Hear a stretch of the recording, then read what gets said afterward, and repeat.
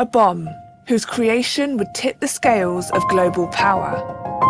A nuclear physicist who sought to redress the balance. The Bomb, a podcast from the BBC World Service. Season 2 available now.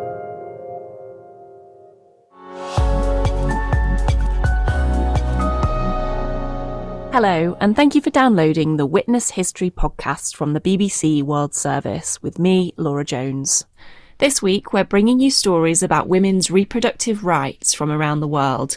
This follows the US Supreme Court's ruling on Roe v. Wade, which removes the constitutional right to abortion in America.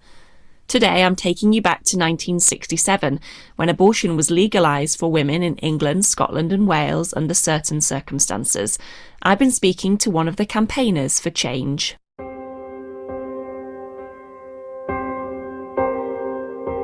In the 1960s, a young mother called Diane Munday became well known in Britain for her work demanding abortion rights for women. Diane is in her 90s, but she can still remember the fierce opposition she often faced, particularly at one public meeting. As soon as I got to my feet, the audience all stood up and chanted, "Murderer, murderer, murderer." And I ended up conducting the meeting from the steps of the hall with all our supporters in the car park. But despite the hostility, Diane was getting more and more support from women, grateful that a taboo issue was being raised at last. Once I started talking about it, one after the other, they came up to me. I've never told anybody else, only my husband knew, but I've had an abortion. Let's rewind back a bit to find out what led to Diane campaigning for abortion, to 1960, when she was a young mother in southeast England with 3 children under the age of 4. I knew I had reached my limit, and at that time, contraceptives were not good. It was before the pill was readily available. I then, to my horror, found myself pregnant again, 4th pregnancy. And I knew there was no way that I would go ahead with that pregnancy. And often later on, when I was involved with the campaign, I remembered the strength of that feeling. Diane had made up her mind.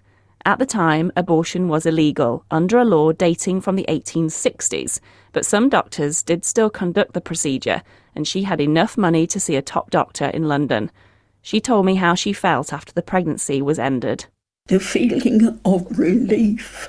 I made a very muddled vow to myself that if needs be, I would spend the rest of my life trying to ensure that women who didn't have a checkbook to wait would have what I saw then as a privilege. I now think it should be a right of being able to end the pregnancy. Diane kept her vow. She became an active member of the Abortion Law Reform Association, a public figure front and centre of their campaign.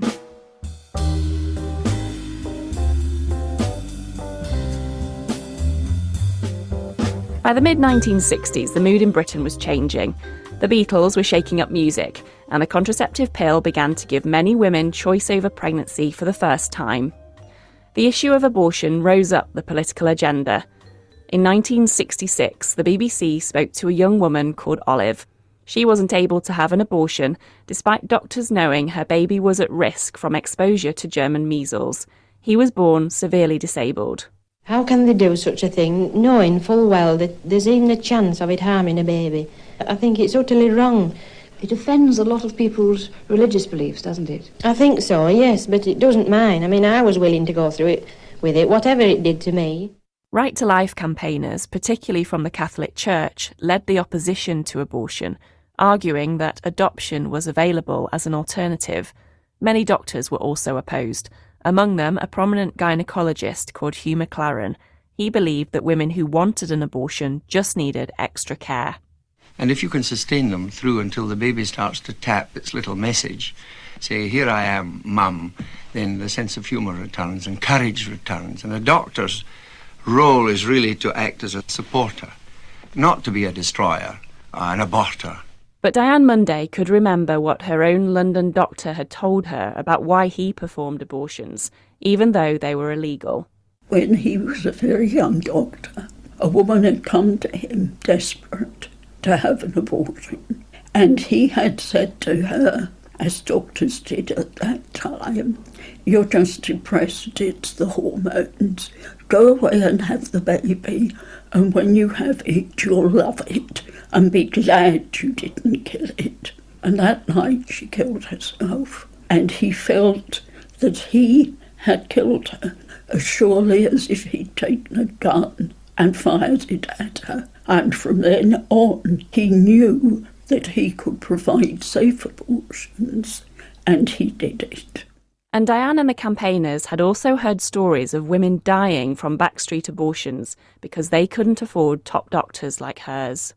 I had known a young woman who was at that time in the position I was in, young, married, 3 children. She died from a backstreet abortion.